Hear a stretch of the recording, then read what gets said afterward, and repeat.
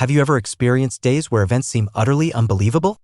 If so, prepare yourself, because my homeowners association, spearheaded by the woman who anointed herself ruler of our cul-de-sac, actually fined me for fishing. Indeed, fishing in a body of water that, in every practical sense, seemed like an extension of my own property. The penalty was no mere token reprimand. It was a significant, forceful imposition calculated to send my blood pressure soaring. However, there's a truly amusing twist to this.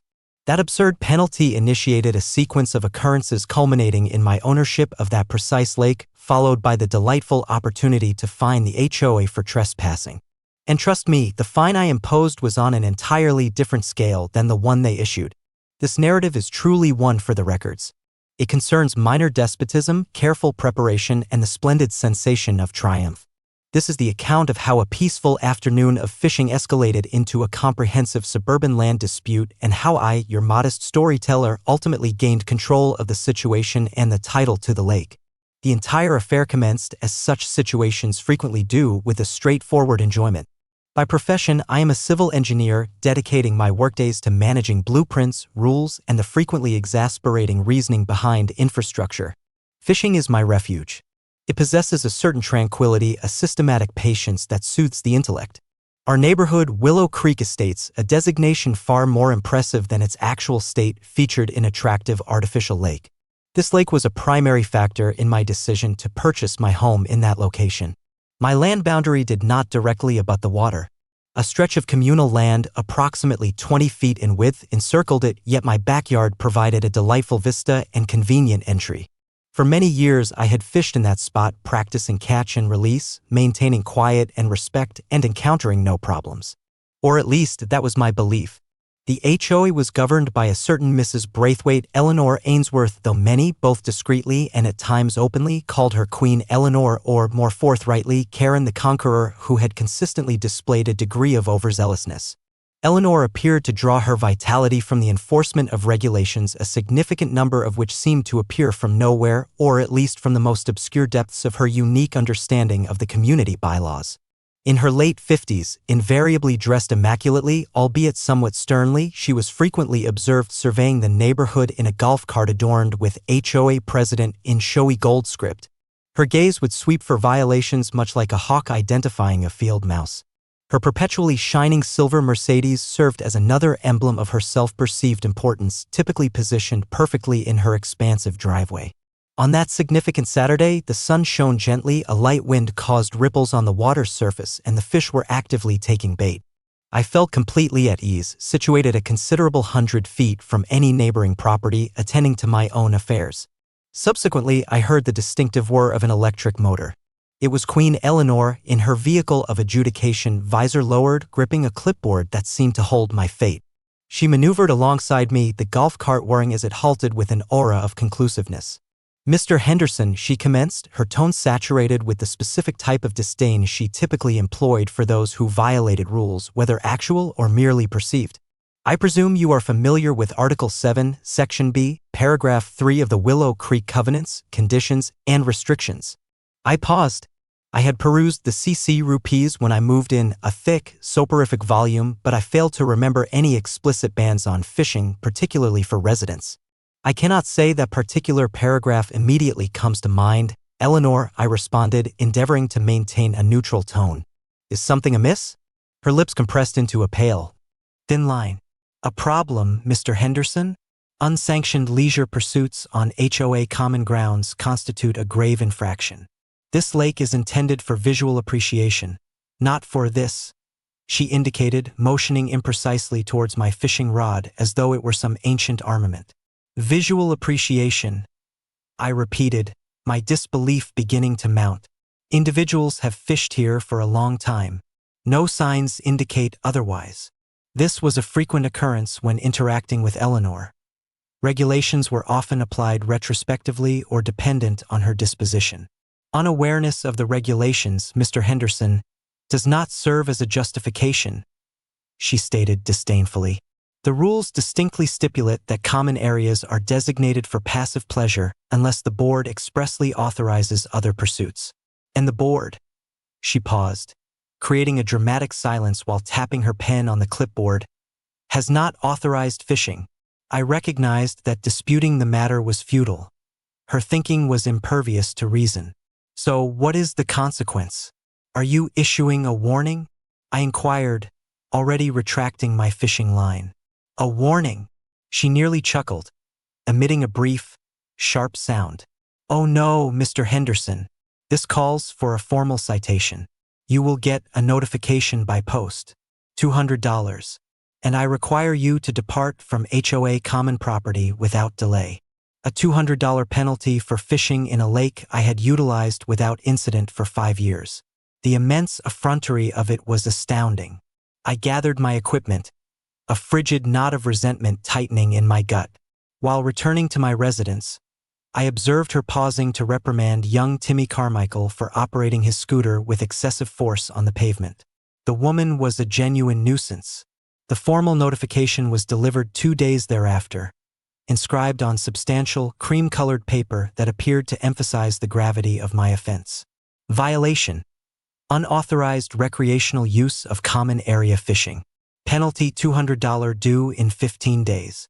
Additionally, there was a subtly concealed warning regarding potential further legal proceedings and liens against my property should I not adhere to the demand. That evening, I retrieved my copy of the CC Rupees C. I am accustomed to perusing technical papers and interpreting intricate regulations. I examined it page by page, highlighter ready. Article 7, Section B, Paragraph 3 pertained to landscaping criteria for common areas, with no mention of recreational activities. A general provision granted the board authority over common areas, but it lacked specificity and contained no explicit prohibition of fishing. More significantly, as I reviewed the definitions and land descriptions, a query began to materialize in my thoughts. Did the HOA genuinely possess ownership of the lake? The papers mentioned common areas, yet the lake itself was not distinctly identified as such. Naturally, it was included on the initial development plat, but its precise ownership standing within the HOA structure remained unclear. The majority of HOAs with which I was familiar either expressly owned their facilities or possessed definite usage entitlements. This situation was equivocal. The penalty was no longer merely a vexation. It represented a confrontation. Eleanor had exceeded her authority. I was certain of this, and that $200 felt like a personal affront. I resolved not merely to pay it, but to ascertain who truly held authority concerning that lake. Eleanor was unaware that she had not simply fined a resident. She had disturbed a hornet's nest in the form of an engineer with a strong inclination for investigation and an extremely limited patience for intimidators and their golf carts. My weekend task shifted from organizing the garage to uncovering the reality concerning Willow Creek Lake and Queen Eleanor's tenuous dominion over it. My initial destination was the county records office. Being a civil engineer, I am well acquainted with plat maps, deeds, and property investigations.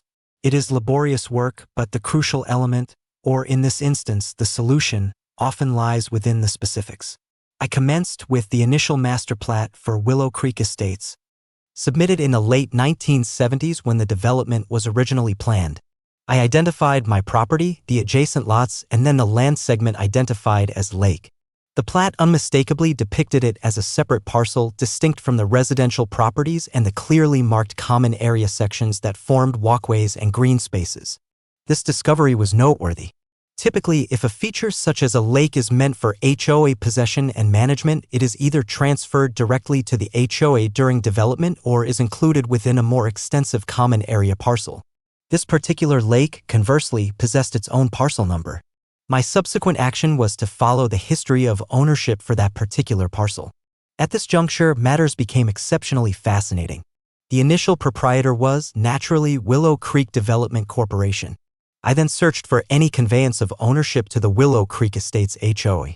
There was nothing, no deed, no documentation of a sale, no transfer whatsoever. I re-examined, cross-verifying dates, names, and legal property details. Still, no evidence emerged. The HOA possessed the clubhouse, the small area of turf they designated a park, and the bands of land encircling the lake, but not the lake proper. Based on these preliminary records, it seemed the title to the lake still rested with Willow Creek Development Corporation. This was a substantial discovery. My engineer's intellect instantly grasped the ramifications. If the HOA lacked ownership of the lake, they possessed no intrinsic authority to regulate its usage, much less penalize individuals for fishing there. Their jurisdiction was confined solely to the land they actually owned, the common area along the shoreline. Therefore, technically, if I were positioned on that common strip while fishing, they might attempt to argue unauthorized activity on common property. However, the action of casting a line into waters they did not possess was a far more ambiguous situation for them. I dedicated a considerable portion of the following week immersed in online databases with intermittent visits to the county clerk's office to authenticate physical records.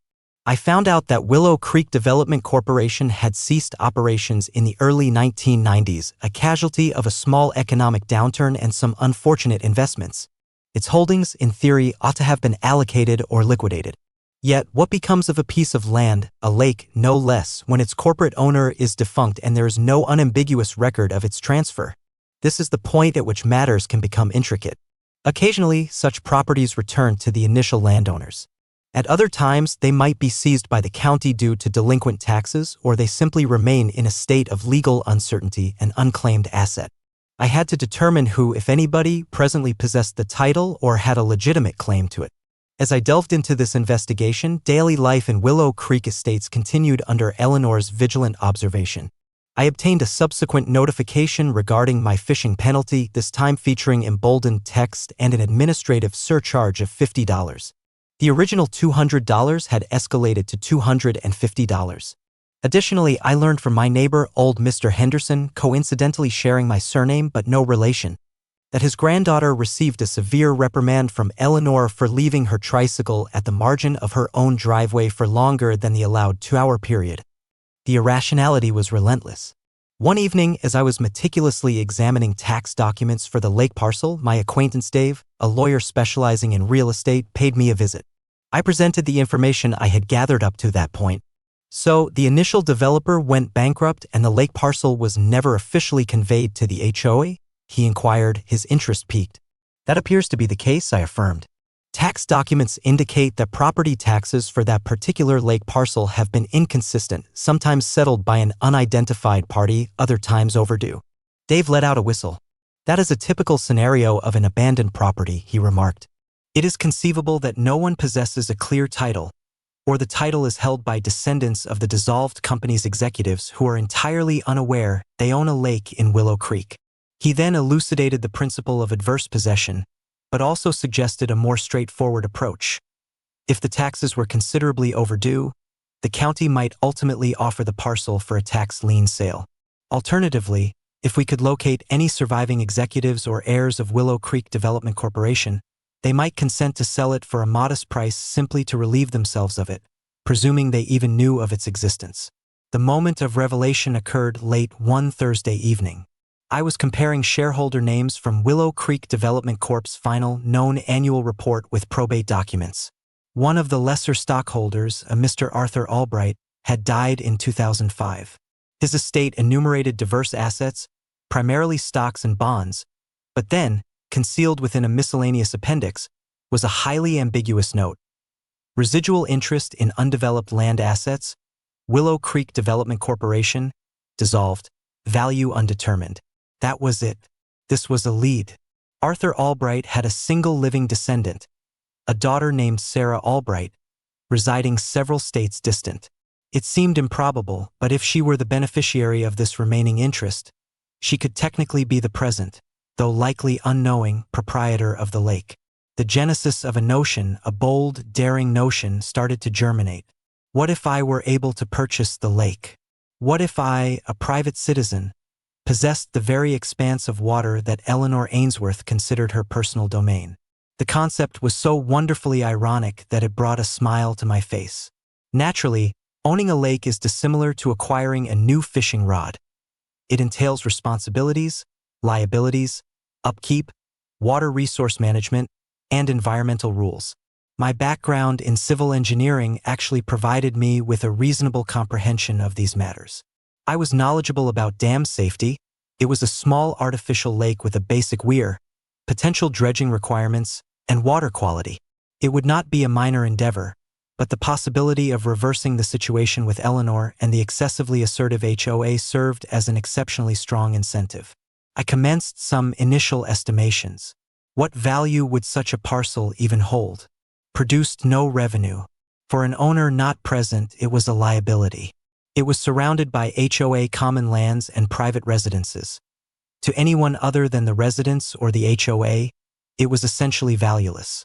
Except, perhaps, to an aggrieved resident with a grievance to address and a plan.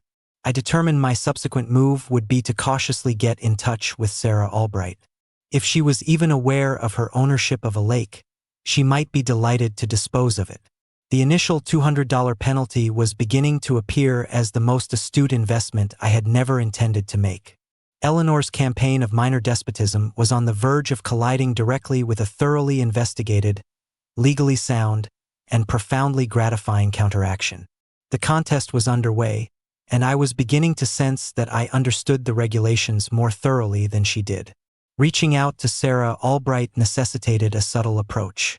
I could not simply telephone her and state, "Hello, I believe you are the unknowing owner of a lake concerning which my HOA president is acting tyrannically, and I wish to purchase it to spite her."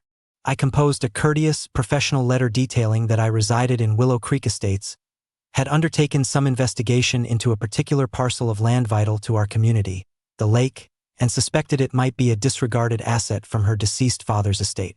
I conveyed an interest in exploring its possible purchase to guarantee its ongoing upkeep and enjoyment by the community, though under private proprietorship. I maintained a neutral tone, emphasizing responsible management over retribution. It was somewhat of a risk. She might disregard it, or her legal representatives could dismiss me. However, a week thereafter, I got a telephone call from a Miss Albright who sounded quite astonished. "Mr. Henderson," she started, her voice laced with inquisitiveness. "I got your letter concerning a lake. My father possessed a lake." She truly had no prior knowledge.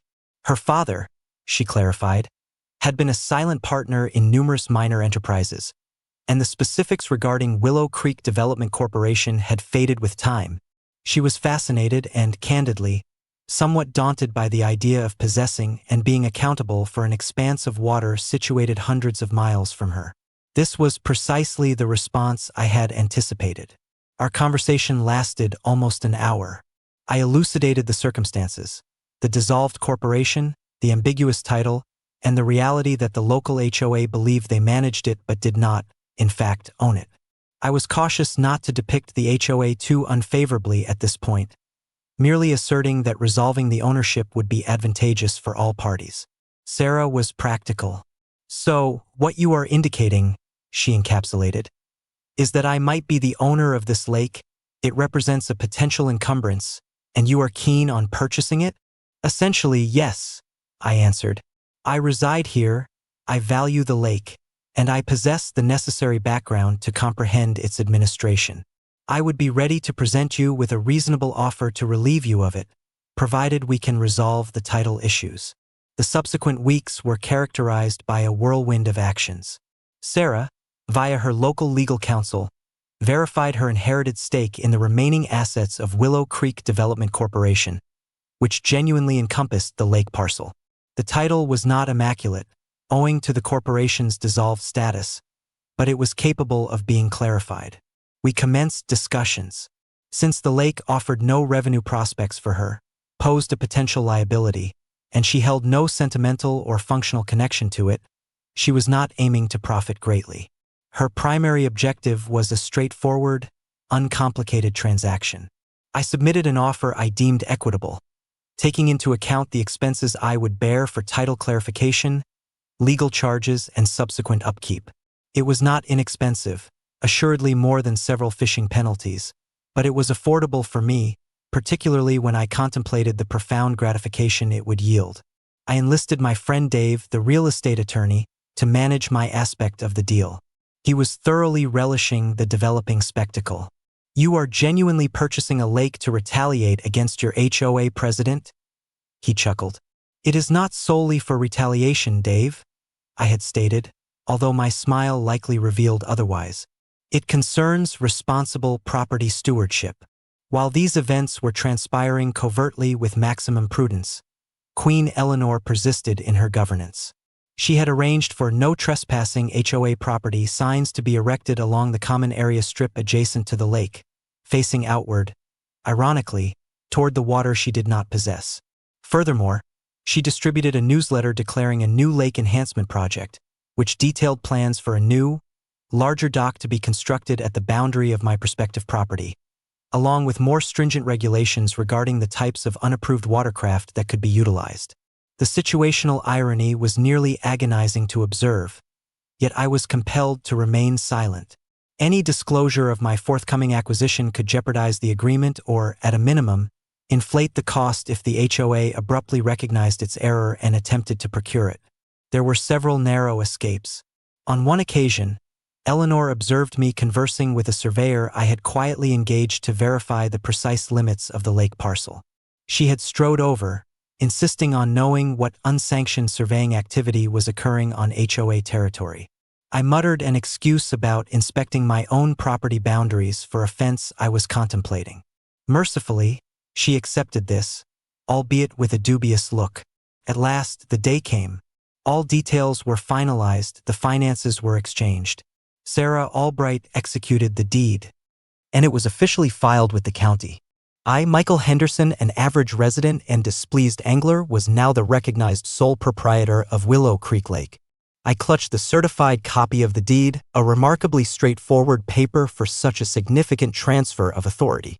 The emotion was a powerful blend of victory, a hint of good heavens, what have I truly undertaken, and a pervasive feeling of forthcoming gratification. My initial action as the lake's owner was to do nothing. For an entire week, I altered absolutely none of my routines. I allowed Eleanor and the HOA to persist in their contented unawareness. I observed their landscaping team cut the grass right to the water's boundary, my water's boundary. I witnessed residents utilizing the aged, unstable HOA dock. I even obtained another automated prompt concerning my unpaid fishing penalty, now augmented with further interest, warning of referral to a debt collection service. Each of these minor irritations only enhanced the eagerness for what lay ahead. My intention was not merely to notify them, I planned to furnish them with an invoice for every unsanctioned utilization of my recently obtained property. My engineer's brain was already itemizing each HOA gathering convened near the lake, every community event that made use of its banks, and every instance the security patrol, Eleanor in her golf cart, crossed the boundary that was now under my authority. The objective was not solely to halt the penalties imposed on me, it was to illustrate, in the most financially clear terms, the repercussions of their haughtiness and ineptitude. The tranquility preceding the upheaval was delightful.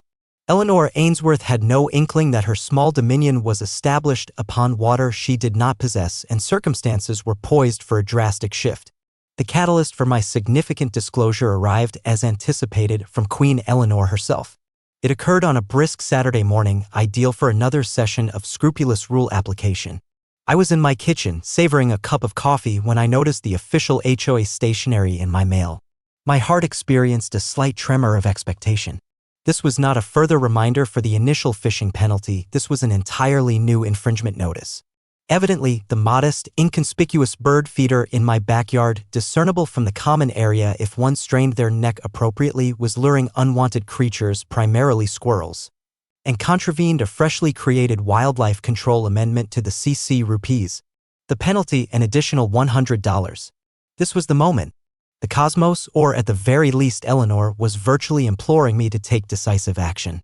That afternoon, I positioned myself at my computer and started composing my own formal correspondence. This would not be an irate email from a homeowner. This was a formal letter from Michael Henderson, proprietor, Willow Creek Lake parcel number 73-4B881. I included a certified copy of the registered deed designated as Exhibit A. The letter itself was a marvel of courteous, legally exact destruction. It commenced by apprising the Willow Creek Estates Homeowners Association that parcel number 73-4B881, generally identified as Willow Creek Lake, encompassing the lakebed, water mass, and riparian rights reaching to the mean high watermark, was, as of the date on the attached deed, under my private proprietorship. It proceeded to declare that any previously presumed authorizations or access privileges the HOA thought it possessed concerning the lake were henceforth invalid. The current HOA dock, any signs they had erected on the land directly adjacent to the water, and their regular landscaping efforts that extended onto the lake parcel represented unsanctioned use and trespass on private land. Following this came the truly satisfying section. I notified them that, as the new proprietor, I had performed an assessment of the unsanctioned utilization of my property by the HOA and its constituents retroactive to the date I acquired ownership. This encompassed, but was not confined to, the persistent operation and upkeep of the HOA dock situated on my land. The HOA organized Spring Festival conducted partly on the lake's periphery the previous weekend. Subsequent to my acquisition of ownership, the daily transit of their security golf cart along the direct lake boundary path, which, as per the survey, partially encroached upon my parcel, and the continuous aesthetic enjoyment they prized so highly, now accessible for a charge.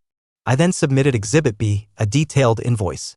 I levied a dock infringement charge, a special event utilization charge, a rite of passage charge for the golf cart, and a comprehensive unsanctioned commercial recreational provision charge for their de facto portrayal of the lake as an HOA facility without the proprietor's permission. I determined these charges based on what I deemed to be equitable market values for comparable private water access and land utilization, and I also appended a surcharge due to its unauthorized character. The aggregate sum of my invoice to the Willow Creek Estates HOA was a notable $15,750, due within 30 days to prevent additional legal proceedings and the accumulation of interest. Furthermore, I incorporated a demand to cease and desist all present and forthcoming unsanctioned activities on my land. I produced it on my own superior quality paper, signed it with a confident stroke, and dispatched it via certified mail with return receipt requested to the HOA office, addressed specifically to Mrs. Eleanor Ainsworth, President. I additionally forwarded copies to each of the remaining 4 board members. I can merely conjecture the scenario upon that letter's arrival. I envisioned Eleanor possibly first disregarding it as yet another resident's grievance, then her eyes expanding as she perused the initial paragraph, the color vanishing from her countenance upon seeing the deed, and finally, complete apoplectic astonishment when she got to the invoice. The return receipt, endorsed by an administrative assistant from the HOA who appeared utterly perplexed, came 3 days later. The quiet from the HOA was profound for approximately 24 hours. Subsequently, the disturbances commenced. My telephone rang. It was Arthur Jenkins, one of the more reserved and rational HOA board members. "Michael," he uttered, his voice taut, we received your letter and the invoice. Is this genuine? You purchased the lake?" "Every bit of it, Arthur," I responded composedly. "The deed is registered and entirely lawful." A lengthy silence ensued. "Eleanor she's convening an emergency board meeting for tomorrow evening. You likely ought to attend." "Oh, I would not be absent for anything, Arthur," I stated. "I shall bring additional copies of the deed and my surveyor's assessment of the precise property boundaries, should there be any misunderstanding." The following evening, I entered the HOA clubhouse meeting chamber. The air was heavy with palpable strain. Eleanor presided at the table's head, her expression a visage of furious incredulity. The other board members appeared wan and apprehensive. A handful of inquisitive residents, informed of the impromptu emergency meeting, loitered nearby. Eleanor commenced without any introduction, her voice constricted with rage. "Mr. Henderson, this board deems your recent correspondence to be preposterous, unfounded, and, quite frankly, a malevolent effort to swindle this association." She struck the table with her hand, an action that typically cowed more timid individuals. I merely smiled. "Mrs. Ainsworth," I started, my tone composed and firm, "there is no deception concerned. There is a lawfully finalized and registered deed, a duplicate of which you all obtained. Parcel number 73-4B881, Willow Creek Lake, is my private holding." I set an orderly pile of papers in the middle of the table. "And as the proprietor, I am entirely justified in billing for its unsanctioned use and in insisting that trespassing stop." Eleanor stammered, "This is HOA communal land." "It has invariably been HOA communal land. This is some sort of deception." "In reality," I retorted, producing the initial development plat map and my title history investigation, "it was never conveyed to the HOA.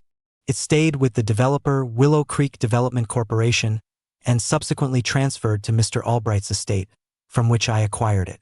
It is all documented in the public archives, which, I might note, the HOA board possibly should have examined prior to establishing regulations and imposing penalties concerning a property it did not possess." 2 of the board members, A timid woman named Carol and an anxious man named Bill, who typically served as Eleanor's most steadfast supporters, were now scrutinizing the documents with an expression of increasing dismay. They were starting to comprehend the colossal error Eleanor had overseen. And the invoice for $15,750. Eleanor uttered the sum as if it were toxic. That covers the time frame since I assumed ownership for the dock, the event, the access, I stated. I trust the breakdown is sufficiently explicit. Or would you prefer I review it item by item? Maybe we could commence with the lake enhancement project you declared, which entails proposed construction on my property. The color vanished from Eleanor's countenance. The other board members remained quiet, gazing at the invoice, then at me, then at their swiftly collapsing president. The dynamics of power within the room had altered so thoroughly it was nearly a tangible presence. Queen Eleanor, for the first occasion since I had made her acquaintance, was rendered silent. The pursuer had become the pursued, and the lake was under my control. The consequences following that emergency board meeting were, to state it gently, tumultuous for the HOA. Eleanor Ainsworth's period of oppressive rule had encountered a substantial, legally documented barrier. Her efforts to domineeringly navigate the fact of my ownership rapidly disintegrated as the other board members, confronted with a $15,750 bill and the irrefutable evidence of the property documents, started to create space between themselves and her. Eleanor's initial response was, as expected, denial coupled with threats of legal proceedings against me for unsettling the community. Nevertheless, after their own hurriedly engaged lawyer examined my deed, the surveyor's assessment identifying the infringements, and the unambiguous history of the parcel, he informed them unequivocally that they were, to employ a precise legal expression, in a hopeless situation, a situation whose metaphorical waters now, ironically, led to my lake. Discussions commenced, although negotiation is possibly an overly charitable description. It more closely resembled a capitulation. The HOA possessed no advantageous position.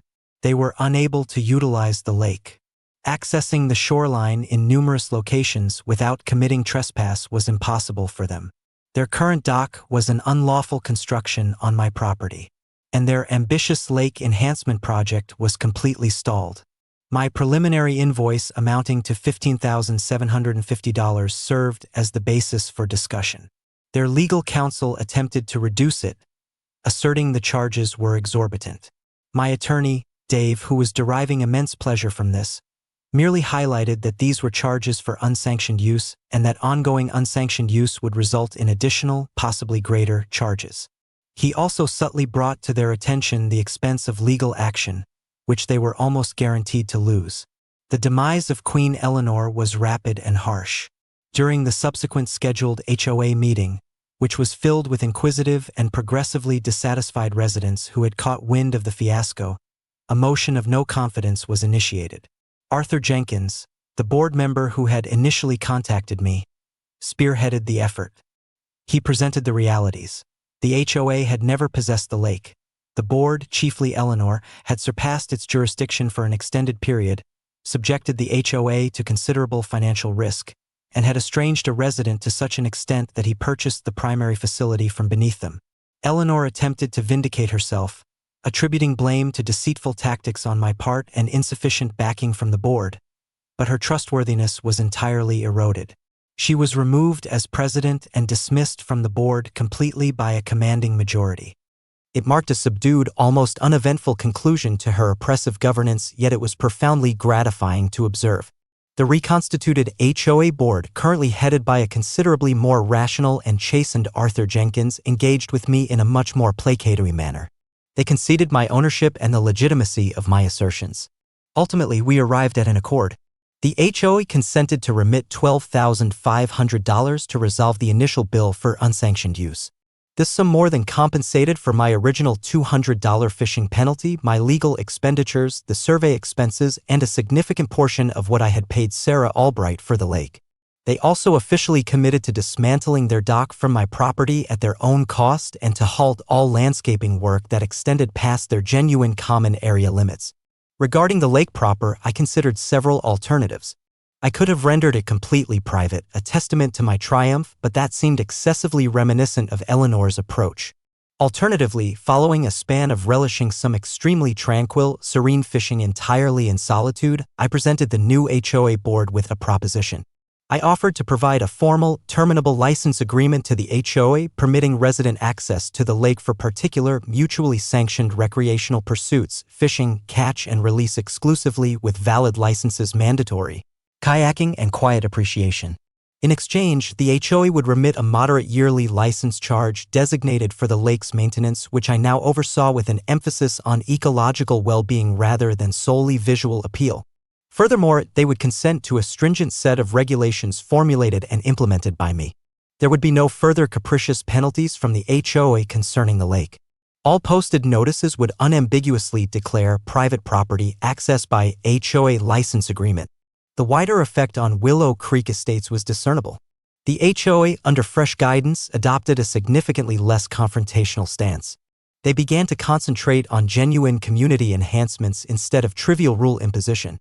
Property valuations, which some had worried might decrease if the lake were rendered off-limits, in fact, stayed steady, possibly even experiencing a slight uplift owing to the more congenial community environment. Residents were, by and large, comforted that Eleanor's period of control had concluded, and numerous individuals privately expressed their gratitude to me for my actions. My individual contentment was profound. It transcended mere finances or possession. It concerned confronting an intimidator and employing reason and thoroughness to break down an inequitable structure. It was a matter of principle and, indeed, the fishing. I now engage in fishing on my lake at my leisure. Occasionally, Arthur Jenkins accompanies me. We seldom speak of the former times under Queen Eleanor, yet an unspoken comprehension exists between us. The water remains tranquil, the fish are receptive, and no HOA golf cart is visible. Thus, what commenced as an absurd $200 penalty for fishing concluded with my acquisition of the lake, the HOA incurring a substantial expense and a very necessary transformation in community administration. One should never misjudge an individual who has been excessively provoked, particularly if they are prepared to conduct thorough research and possess the courage to envision grandly. It makes one wonder about other such community disputes and their resolutions.